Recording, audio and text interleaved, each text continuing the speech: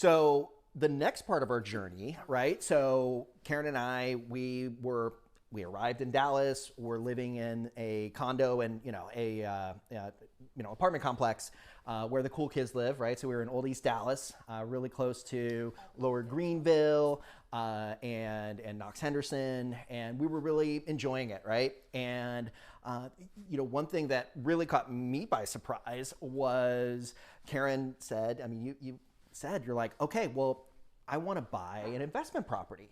And, I'm used to be a financial advisor. I'm looking at our thing. I'm like, okay, how do we do that?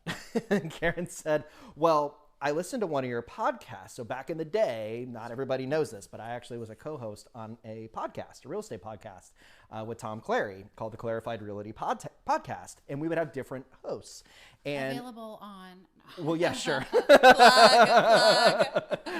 I mean, it was fun. Tom and I had a great time doing it. And one of our guests was Cheryl, and Cheryl was talking about using your IRA as a way that you could actually acquire real estate. And what you do is you set up a self-directed IRA, you designate that money, and then you can acquire this real estate. So initially, Karen, walk us through that whole journey, right? So like, how did you first come, obviously you listen to the podcast, but where did it go from there? Well, and you give me credit with listening to the podcast, but in California, if you go even 2 miles down the road, you're talking about 45 minutes in the car. Right. And so Ron is a bit of a perfectionist. So when he does this kind of thing, he wants to improve his trade. So he would force is probably the wrong word, but he would encourage us to listen to his podcast when we would journey in Los Angeles. So this particular one, all of them obviously were brilliant. All and of they them are still available on whatever Apple. Sure, and iTunes and all yes, that. Yeah. Exactly. Yeah. But this particular one really caught my attention because it seemed something very accessible to me. Mm-hmm. And part of moving from California was being able to make real estate accessible to us, because both of us having businesses that we started, it's hard to build up enough assets to be able to invest in your own home. So, yes, he's anxious. Yeah, there we go. So that podcast was really intriguing to me because where we didn't have assets to be able to invest in our own home, I did have an IRA. I had access to retirement funds. And I see real estate as a very wise investment. And it was something that I really was interested in. So we watch a lot of HGTV and, the house hunters and things like that. So we were watching and we looked at different markets. I wanted a place where the mortgage would be at a point where the rent proceeds would exceed the mortgage payment, so that it was, even if it was $100 of net positive cash flow, I wanted that. So started looking at different markets. I never in a million years thought Dallas might have an accessible property. So I was looking at house hunters, and when they had properties that were $105,000 or something, I would look at those markets. So I looked at Las Vegas, I looked at Cleveland, I looked in North Carolina and South Carolina. So I looked at different markets.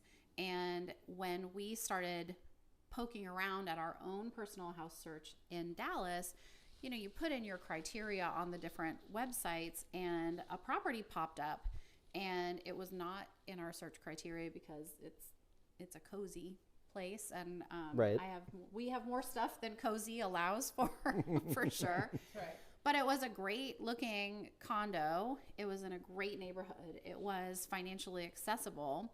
And for that, we only looked at one property, Caroline.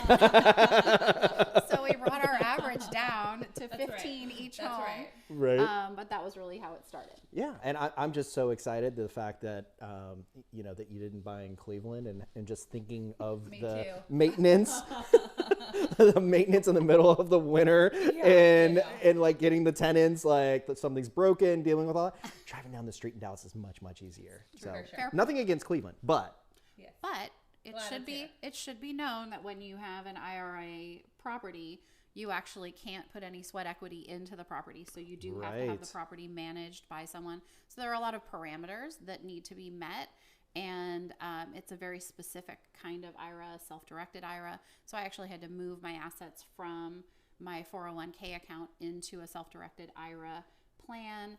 And the closing process is very interesting because the property is not in our name; it's in the name of the IRA, and it makes it challenging for paying bills and things like that. So the agent that I use, they have really matured over time as well, making it a lot easier. So it's a learning curve. I mean, it was for all of us. Yeah. No, it was really interesting because I remember when you called, you were like, okay, I have this kind of crazy idea. I just listened to this podcast of Ron's, and I was like, okay, here we go. Let's hear it. And so, it was a fun learning for, I think, all of us, and a great opportunity for all of us and for you to use dollars that were sitting in, a 401k, then an IRA, to then allocate it to something tangible that you can see income coming in from.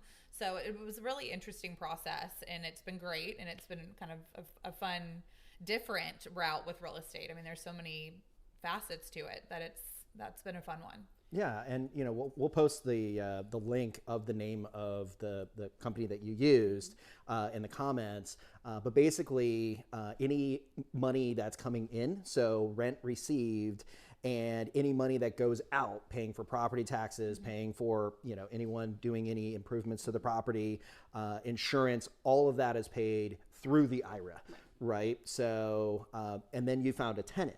So what was that? I didn't find a tenant. Caroline found the tenant. That's right. So that's what I was going to say too, is that you have been with all of our real estate transactions. Caroline has been such a comprehensive resource for us. So this was no different when, from when we rented our apartment, and you were so diligent and patient with all of the properties we saw. And here, you really stepped through the process. We had some repairs that needed to be addressed, and different elements on the negotiating table, just like if we were buying a property ourselves. And Caroline was there lockstep with us doing that, preparing the lease documents. She was screening the candidates, and that's its own interesting process that Caroline whole other video. But she she would bring candidates that were prospective tenants, and she found an amazing tenant who she's been there 2.5 years now, and has been really wonderful.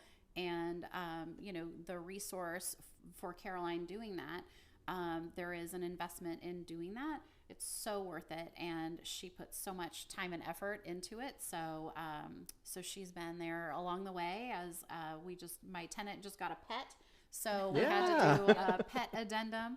So Caroline is just there along the way as part of the process. And I think too, we closed on your condo, then we turned around and leased it out, and I volunteered the both of you and some of your furnishings, not right. And some of my own, yes. And not the treadmill. right. No, the treadmill stayed here. Too hard. Yeah. But we basically staged the unit. I had a professional photographer take photos so we could get it pushed to life. Nice. It was very cute. It's actually that was one of my favorite. Thanks to our stuff, our staging stuff. It came a long way. So I mean, it's been great, and I think that was 2019 that the tenant moved in once approved, background check, everything, and that's been great. So. Yeah, when you look at, just the cash flow on that property, Karen receives rent, pays, has property taxes as well as insurance and HOA, but it's a net positive, and, that money just goes back into the IRA as cash. And on top of that, you also have the home appreciation. So that home has appreciated in this, in this market, right? So what's great about an IRA, a retirement vehicle, is, if you go and sell that, you're not paying capital gains on that because it's it's part of retirement, right? You could just trade up and go buy something else. The biggest thing to keep in mind is, we can never occupy it. So family members that own the property, they can never occupy it, right? It has to be an investment property. So you can't buy a primary residence in an IRA. Exactly. Yeah, the rules are around descendants. So it's it's parents, children. I think you can have siblings live in it. So I think there are some nuances. They talk about it in terms of descendants, but the investment has grown more than 20% in the 2+ years since I've been renting it out. So a pretty meaningful appreciation, I think. Yeah, and when you started working with the Entrust Group, I remember you took a lot of classes, right? So you had to do some training, and you listened and you learned how all that works. So yes, definitely some online programs that they offer. So they'll do different educational classes. So I've invested in the stock market through the IRA and things like that. So you can use it for other things other than real estate too. But the real estate by far is the most compelling asset I think I have in there. And I didn't realize you could even do that with retirement funds. yeah, you learn everything. But I learned that You from learned that? you. You learned that from me.